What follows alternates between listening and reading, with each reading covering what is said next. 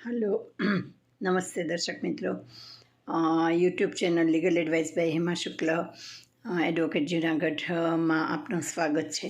આપણે અત્યારે અંબાજીની ગાદી વિવાદ ઉપરના વિડીયોઝની સિરીઝ કરી રહ્યા છીએ.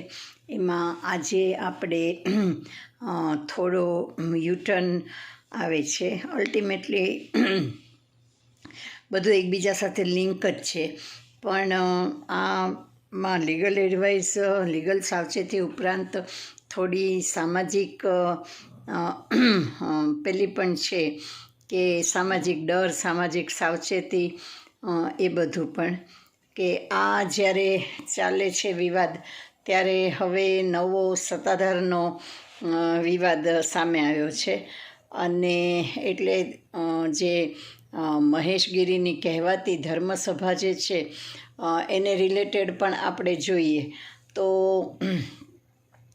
જ્યારે આ ધર્મસભાના વિડીયોઝ જોયા ત્યારે પણ મેં એ વિડીયોમાં પણ કોમેન્ટ કરી હતી કે એક પણ આમ રિલાયેબલ કહી શકાય એવા સાધુઓ ત્યાં ગણનાપાત્ર કે નહીવત હતા. મોટે ભાગે આવો ભાઈ અરખા આપણે બધા સરખાના ની જ ભેગી થઈ હતી ભામ બધી.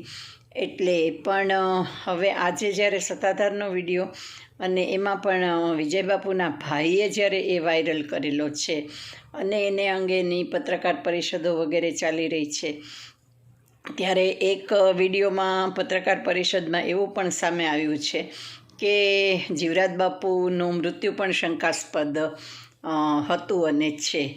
આ એક બહુ મિત્રો ડેન્જરસ વાત છે. અને આવી રીતે જો બધા મહંતોના મર્ડર થઈને જ ગાદીઓ સોંપાતી રહે તો આપણે માટે તો ઠીક, પણ એ મહંતો માટે પણ એક બહુ ભયજનક બાબત છે. એટલે અને બીજી એટલે બહુ સામાન્ય વાત એ છે, આપણામાં કહેવત છે કે જર જમીનને જોરું ત્રણેય કજિયાના છોરું.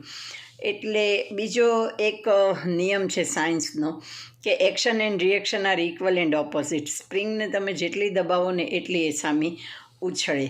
આ જે અખાડાની કે જે કોઈ પરંપરાને જે બધા નીતિ નિયમોને છે, બ્રહ્મચારીને આ રૂખડની ગાદીને, બ્રહ્મચારીની ગાદીને, આને તેને, એ બધું જે તો સૌથી જે કંઈ પણ આ બધા પહેલાંનું મૂળ હોય ને તો એ છે. કારણ કે ભૂખ, તરસ, શ્વાસ લેવો, આ બધાની જેમ જે કામવૃત્તિ છે એ પણ બહુ એક સહજ છે અને કુદરતી છે.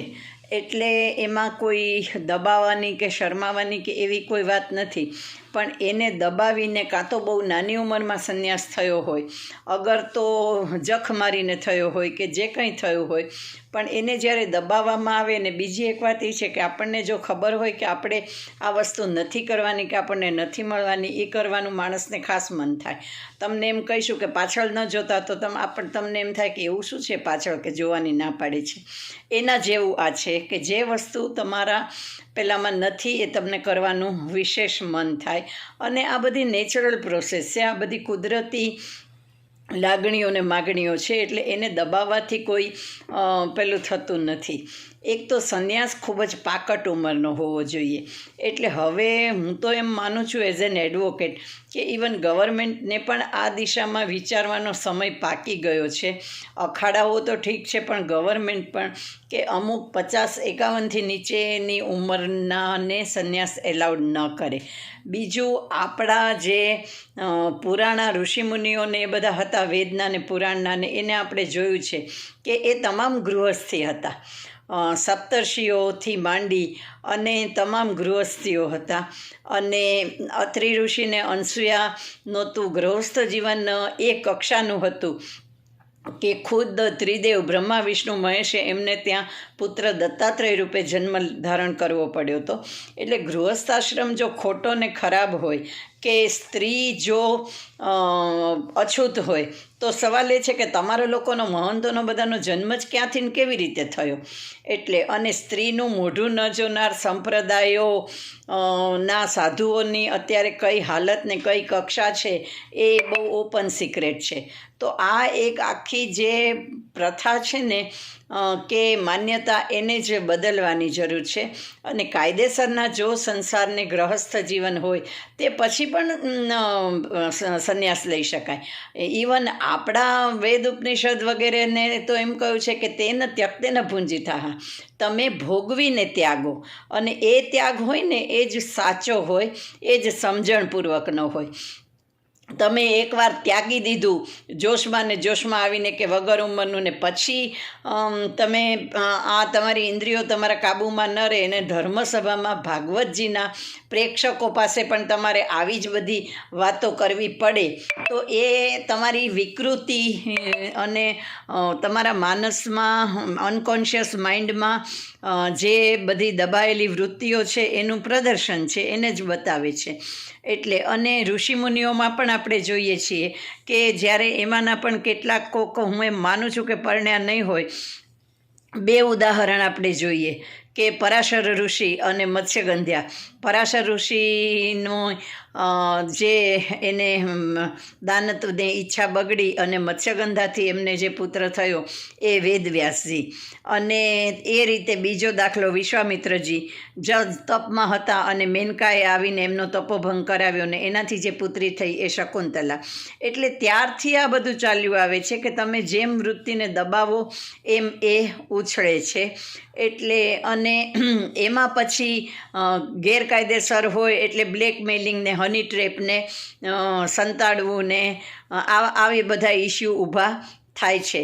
તો એના કારણમાં આપણી આજે આખી વ્યક્તિ ખરાબ નથી, વ્યવસ્થા ખરાબ છે.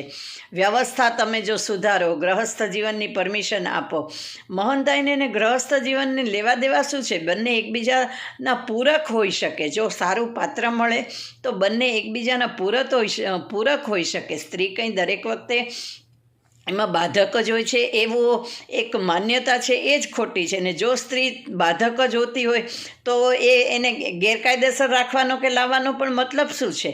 એટલે આ જે બધા દંભ અને મોહરા છે અને એમાંથી પછી ધન લાલસા, બ્લેકમેલિંગ, એ બ્લેકમેલિંગને સરેન્ડર થવા માટે પૈસા લેવા, ગાદી માટેની ખેંચતાણ, ગાદી માટેના મર્ડર, આવા અનેક જે પહેલાં છે એ ઊભા થાય છે. લીગલ આસ્પેક્ટને આની સાથે કન્સર્ન છે કે ધર્મસભામાં પણ હકીકતમાં ધર્મને લગતું તો કાંઈ હતું જ નહીં. ધર્મસભામાં બધું આ જ હતું કે કેવી રીતે યૌન શોષણ થયું ને કેવી રીતે શું ગુરુઓ બધું કરે છે ને આ ને તેને. હકીકતમાં આ બધી ધર્મસભામાં કરવાની વાત જ નહોતી. અને ભાગવતજીના એ પૂર્ણાહુતિ પછી અચૂકપણે વિષ્ણુયાગ કરવાનો હોય. આવા પ્રદર્શનો કરવા માટે આવી ધર્મસભાઓ કરીને આવ્યા બધા દેખાવ ભવાડા કરવાના ન હોય. એટલે પણ એ કર્યું. અને જુઓ તમે કે તરતમાં જ આ વિડીયો બહાર આવ્યો સત્તાધારનો. તો આમાં બહુ બધાએ હવે બધી બહુ સમજવાની વાત છે કે આના પરિણામો, બહુ દુષ્પરિણામો ભવિષ્યમાં આવશે.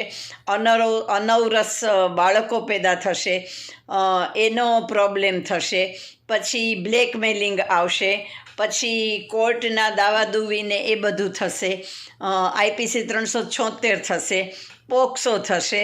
આ બાળકોની લીગાલિટીને, વારસાનો ને એવો બધો પ્રોબ્લેમ પૂરો થશે. જે એક અંબાજીની ગાદીમાં પણ એક ફેક્ટર એ પણ હતું અને છે. તો આ બધા જો દૂષણો આપણે દબાવવા હોય તો આ આખી અખાડાની અને સાધુગીરીની જે વ્યવસ્થા છે ને એમાં ધરમૂળથી ફેરફાર કરવાની જરૂર છે. અને એમાં જો ગૃહસ્થની પરવાનગી આપવામાં આવે અને 50 વર્ષ પહેલાં સંન્યાસ એલાઉડ કરવામાં ન આવે તો જ આ વિષચક્રને રોકી શકાય એમ છે. બાકી સમાજને તો શું, એને તો તમાશો જોવા મળે છે. તમે તમારા કપડાં ઊંચા કરો તો બધા કંઈ આંખો બંધ કરીને ન બેસે. એટલે આ બધું પણ આમાંથી જે મહંતોના મર્ડર ને આ બધો સિલસિલો જે ચાલુ થાય છે અને આખો સ્ત્રીનો દુરુપયોગ, સ્ત્રીનો મન ફાવે તેવો ઉપયોગ. આપણી પાસે એવા પણ ઉદાહરણને વિડીયોઝ છે જ કે મહંત પણ મળતું હોય તો પરણેલા લોકો પણ, પરણેલા વારસદારો પણ છૂટાછેડા લેવા તૈયાર થાય છે. આ હદે આપણો આ સમાજ, આ સાધુતા, આ મહંત પદ, આ બધું પહોંચી ગયું છે. તો સવાલ એ છે કે આપણે એક રેપ્યુટેડ સામાજિક વ્યક્તિ તરીકે આ બધું ચલાવવું છે, આ બધું ચાલવા દેવું છે મહંતોના સિરીઝ ઓફ મર્ડર થવા દેવા છે, આવા રેપ, પોક્સો, આ blackmailing, honey trap, kept, live in relationship, આવા બધા આપણે એ સાધુતામાં પણ આ બધા દૂષણો રહેવા દેવા છે અને ચાલવા દેવા છે. આ બહુ મોટો એક સામાજિક પ્રશ્ન છે. બેફામ પૈસા આવી કોઈ પણ જગ્યામાં આપવાનું ફરીથી કહું છું કે બંધ કરો. એ જ આ બધા દૂષણોનું મૂળ છે. તમે સેવા કરો, સમાજ સેવા કરો, જરૂરિયાતવાળાને તમારે હાથે સેવા કરો, પણ મહેરબાની કરીને આવા ધર્મસ્થાનો પાછળ ઘેલછા બંધ કરો કે જેથી આ લોકો ઉપર થોડો ઘણો ચેક આવે. આશા રાખું છું કે ગવર્મેન્ટ પણ આ અંગે ચોક્કસ વિચારશે. આપનું પણ જે કંઈ હોય આપ મારી સાથે શેર કરી શકો છો કે પેલું કરી શકો છો. આપને જો વિડીયો ગમ્યો હોય તો please like, share and subscribe it also. મારો મોબાઈલ નંબર છે 9428014823 9428014823. ખૂબ ખૂબ આભાર. Thank you very much. ફરીથી મળશું આવા જ વિડીયોઝ લઈને.